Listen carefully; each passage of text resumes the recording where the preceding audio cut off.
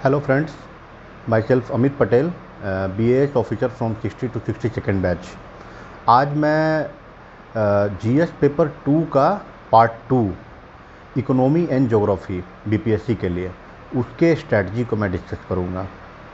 जैसा कि मैं सभी पेपर्स के लिए एक बात बोलता हूँ कि सबसे पहले आप प्रिपरेशन करने के पहले आप सिलेबस और प्रीवियस ईयर्स क्वेश्चंस को एक बार देख लीजिए। इससे आपको किसी भी सब्जेक्ट में आपको क्लियर पिक्चर समझ में आ जाता है।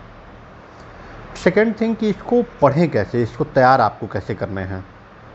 देखिए, चाहे इकोनॉमी हो या जियोग्राफी, दोनों की बेसिक, सबसे पहले आपको दोनों सब्जेक्ट की बेसिक्स पता होना चाहिए और उसके बाद बिहार के कॉन्टेक्स्ट में वो चीज़ें आपको पता होनी चाहिए। तो बेसिक के लिए जैसे सिंपल हम कोई भी जैसे जियोग्राफी के लिए आप एनसीईआरटी की बुक क्लास 11 और क्लास 12 की पढ़ सकते हैं एनसीईआरटी की।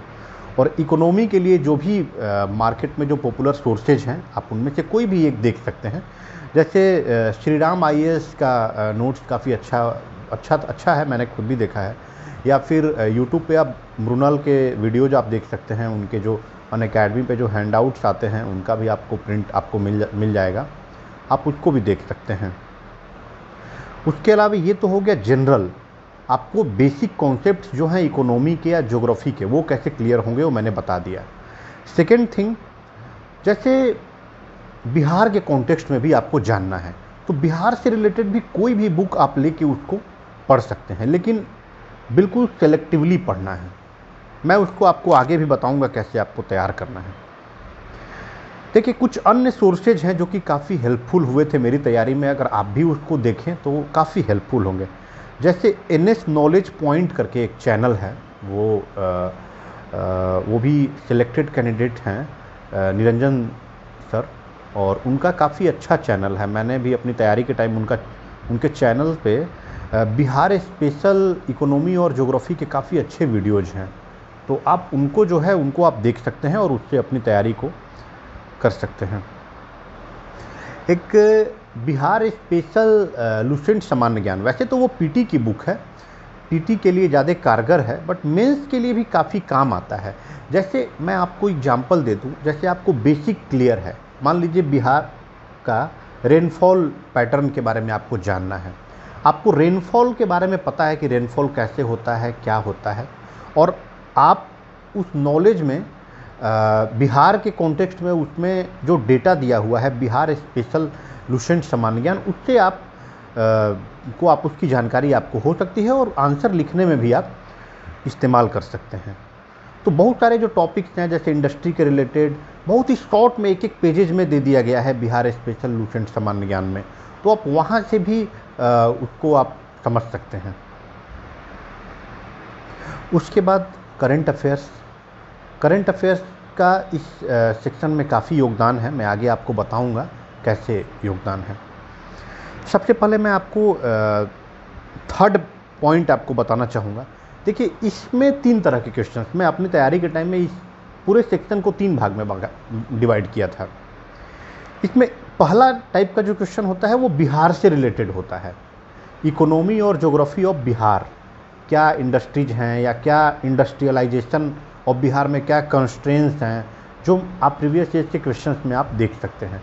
मतलब बिहार के रिलेटेड ही क्वेश्चन जो है घूमता रहता है। तो उसके लिए क्या चाहिए आपको, जैसा मैंने पहले बताया कि बेसिक अंडरस्टैंडिंग ऑफ टॉपिक होनी चाहिए और उसके साथ बिहार के बारे में वो जो मैटर है उस टॉपिक से रिलेटेड वो आपको उसकी जानकारी होनी चाहिए, फिर आप उसका अच्छा आंसर आप लिख पाइएगा। तो इसके सोर्सेज क्या होंगे, जैसा कि मैंने आपको पहले बताया, बिहार की geography, industry, agriculture, rainfall, shawl और मिनरल्स, ये सब जो है आप पहले वहाँ पे देख लीजिएगा, जो मैंने सोर्सेज बताए। उसके अलावा इकोनॉमिक सर्वे ऑफ बिहार निकलती है, हर एक साल आता है, उसको भी आप देख सकते हैं।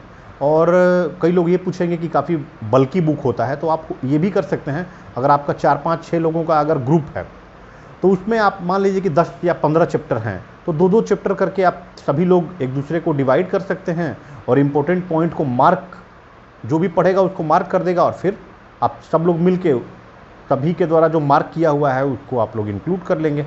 तो ऐसे इसको तैयार किया जा सकता है काफ़ी इजीली, और काफ़ी फ़ायदेमंद होता है इकोनॉमिक सर्वे ऑफ बिहार पढ़ने का, चाहे पीटी हो, चाहे मेंस हो, चाहे इंटरव्यू हो, बहुत जगह इवन जीएस के अदर सेक्शंस में भी आप इसके पॉइंट्स को आप यूज कर सकते हैं। जैसे कि आपका जो पेपर 1 में जो करंट अफेयर्स का जो टॉपिक है उसमें भी आप इकोनॉमिक सर्वे ऑफ बिहार से कुछ कुछ एग्जाम्पल्स या कुछ कुछ डेटा आप वहाँ डाल सकते हैं।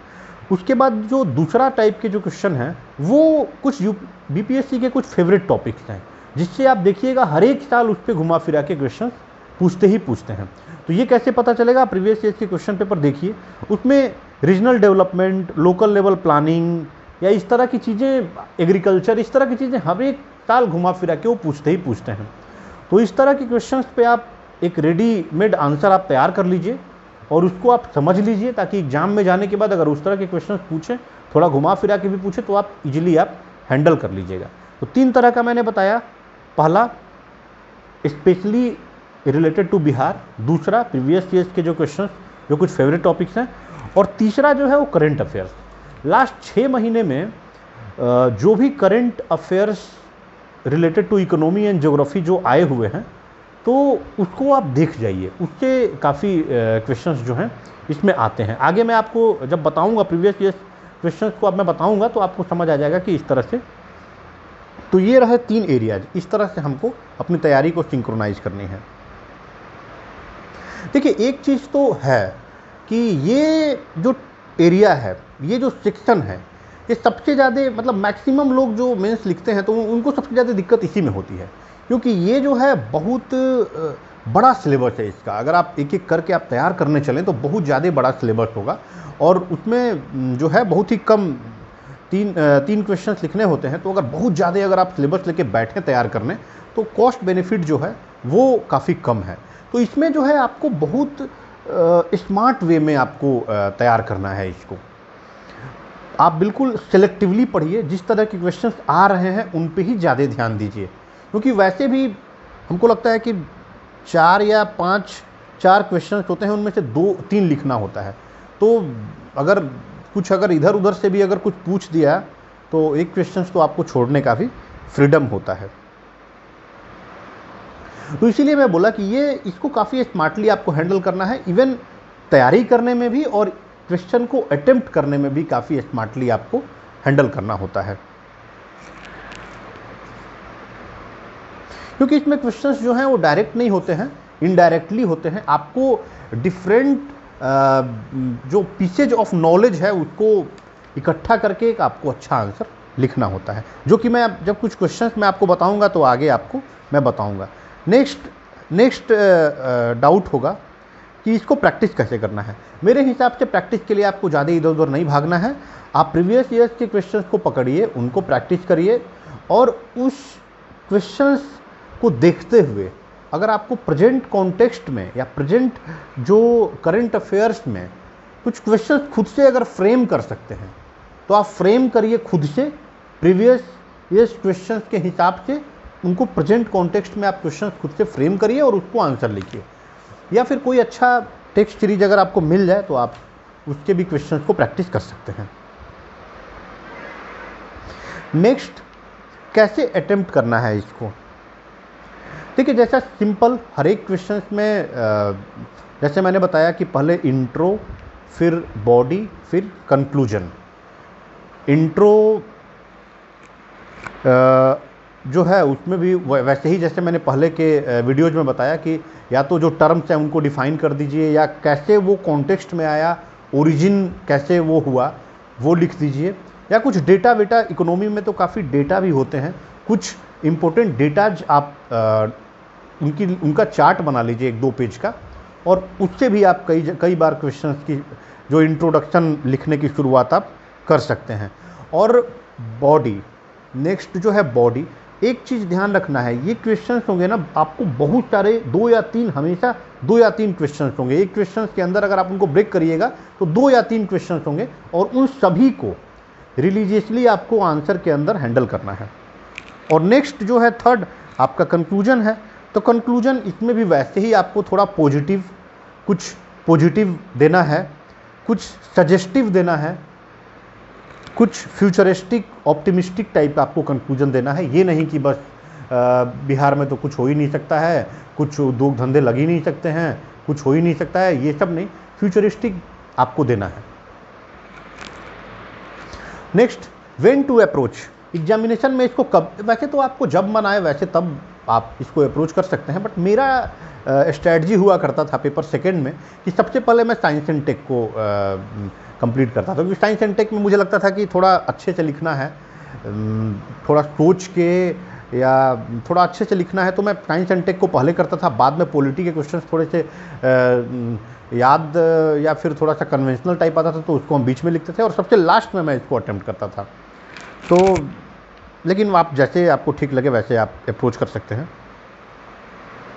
अब मैं नेक्स्ट लास्ट कुछ ईयर्स के क्वेश्चंस को बताऊंगा, और उसमें बताऊंगा कि आपको कैसे, आपने जो मैंने आपको स्ट्रैटेजी बताई, तो कैसे आप उन क्वेश्चंस को हैंडल करने में जो मैंने स्ट्रैटेजी बताई उससे आपका काम बनेगा। जैसे 65th में आप देखिए, production and productivity trends in Indian agriculture and practical measures to adopt to enhance agricultural productivity and production in Bihar.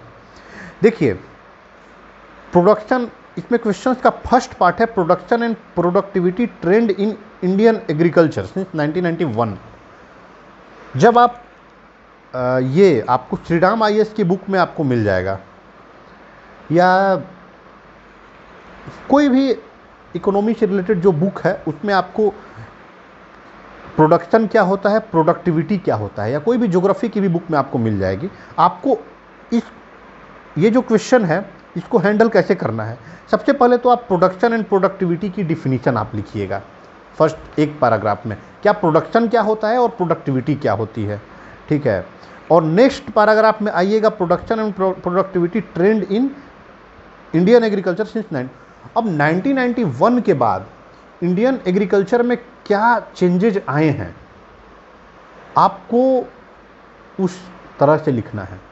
ये आप इसमें दो तरह से लिख सकते हैं, या तो आप टाइम फ्रेम में लिख सकते हैं कि 91 से लेके 95 96 तक इस तरह से हुआ, फिर उसके बाद 97 से इस तरह से हुआ, और फिर आगे।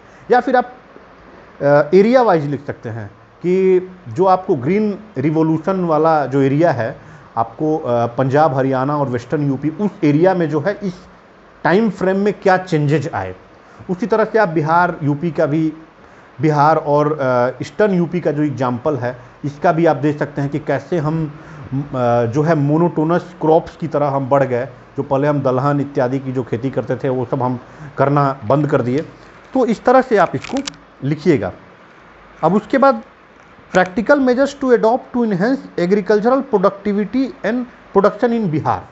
अब देखिए, आपने मान लीजिए कि आधे पेज में आपने लिखा है, आपने इंट्रो लिखा है, आपको लगभग 1.5 पेज लग जाएगा। आपने जो फर्स्ट पार्ट ऑफ बॉडी की क्या ट्रेंड रहा उसको आपको लगभग 1.5 पेज लग जाएगा, तो आपका हो गया 2 पेज। आपको टोटल लिखना है 4.5 पेज, 4 से 4.5 पेज।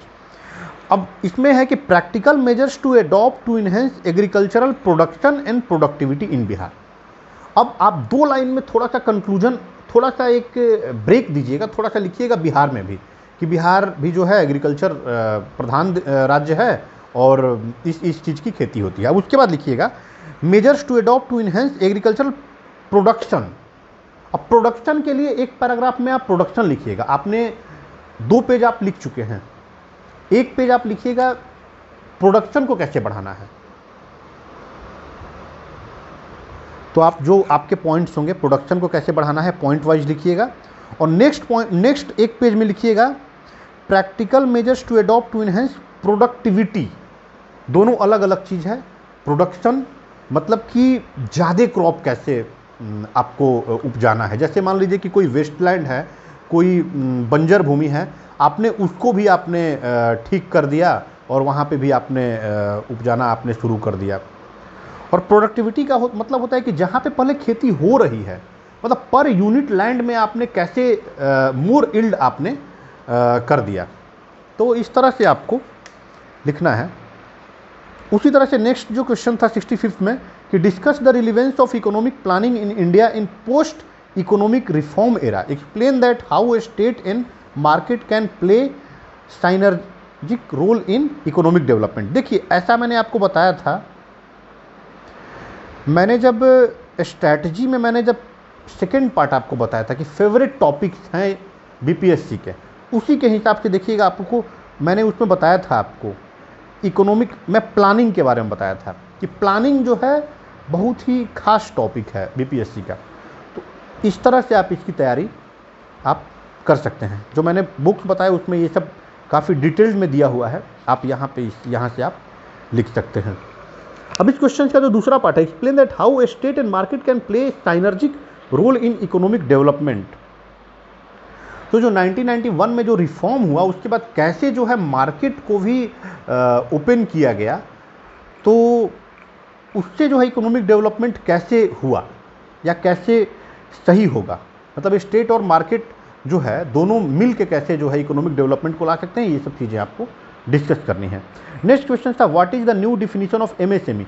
मैंने जो अपने स्ट्रैटेजी का थर्ड पार्ट बताया कि आप करंट अफेयर्स जो हैं उसमें इकोनॉमी और ज्योग्राफी में जो कुछ हुआ है उस समय ये बहुत चर्चा में था कि new definition of MSME enterprises critically evaluate the role of MSME in boosting industrial growth and ensuring the success of Atmanirbhar Bharat अभियान इन इंडिया। ये वही चीज़ है, एमएसएमई का डिफिनीशन वो चर्चा में था, वो आप लिख लीजिएगा। Role of MSME in boosting industrial growth, मतलब एमएसएमई का क्या रोल है, जैसे कितना परसेंट जो है एक्सपोर्ट का, कितना परसेंट जो है एमएसएमई से जाता है, कितने लोगों को रोजगार एमएसएमई से मिलता है। अगर आपके पास डेटा हो तो उसको आप डेटा से आप उसको सब्सटेंशिएट कर सकते हैं। और वही आत्मनिर्भर भारत में एमएसएमई का क्या योगदान हो सकता है, तो इस तरह से आपको आंसर तैयार करना है। मैं आगे चल के कुछ आंसर्स को भी आपको स्पेशल मैं वीडियो ही बनाऊंगा आंसर्स को लेके। अभी तो मैं ऐसे बस जस्ट आपको इंडिकेटिव बता दे रहा हूँ, बट आगे चल के मैं आपको कुछ आंसर्स आपको बताऊंगा कि कैसे आपको बिल्कुल क्या क्या लिखना है। तो आई होप कि मुझे आप जो है अच्छे से उस समय कैच कर पाइएगा।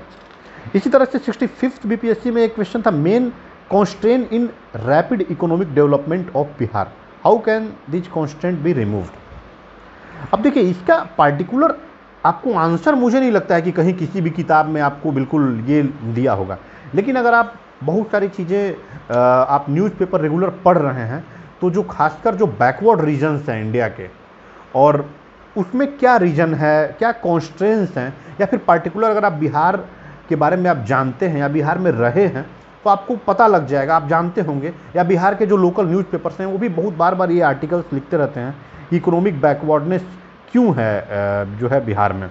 तो इस तरह से आप उससे आप एक अच्छा आंसर आप तैयार कर सकते हैं। 64th बीपीएससी में वैसे critically examine the need of food security in India. Food security किसी भी इकोनॉमी और ज्योग्राफी के बुक में, या मैंने जो श्री राम आईएएस जो बताया इसमें भी आपको फूड सिक्योरिटी काफ़ी दिया हुआ है डिटेल में। फूड इसमें भी वैसे ही आपको critically examine the need of food security in India. पहले नंबर तो वही इंट्रो में आप लिखिएगा फूड सिक्योरिटी क्या है, और उसके बाद नेक्स्ट पैराग्राफ में लिखिएगा इंडिया में फूड सिक्योरिटी की कंडीशन क्या है, और उसके बाद क्रिटिकली एग्जामिन करिए कि मतलब क्या अच्छा है, पहले एक पैराग्राफ में क्या उसमें अच्छा है, और नेक्स्ट पैराग्राफ में लिखिएगा कि क्या चैलेंजेज हैं, फिर एक पैराग्राफ में आप लिखिएगा कि सजेशन दीजिएगा ये चीज़ें करके जो है हम फूड सिक्योरिटी को सही कर सकते हैं, और फिर कंक्लूजन कि जो है डिफरेंट अटेम्प्ट जो गवर्नमेंट के द्वारा जो डिफरेंट पॉलिसीज़ हैं उस तरह से जो किया जा रहा है जिससे कि आने वाले टाइम में जो है चैलेंजेस को टैकल करते हुए फूड सिक्योरिटी को इंश्योर कर पाएंगे। वही नेक्स्ट क्वेश्चन था explain the role of WTO in context of Indian economy.